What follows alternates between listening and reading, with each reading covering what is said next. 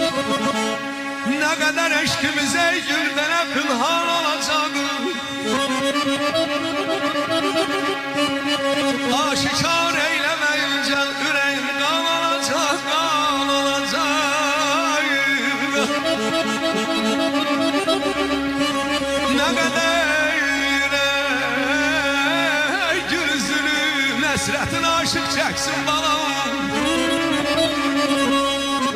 Ne kadar gül üzülüm həsrətin aşık çəksin. Ne zaman vəsilə etməyə bəs imkan olacaq. Yer yer sənə gözüm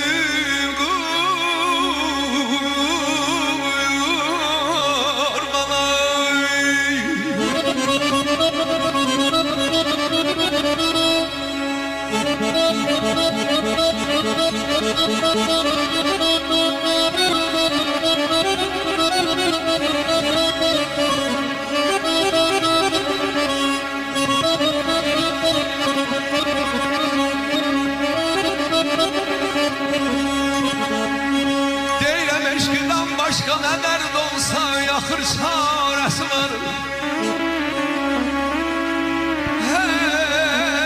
Eşqidən başqa nə dərd olsa Allah axır çarəsi var. Ayrılıq dərdinə bilməm necə dərman olacaq.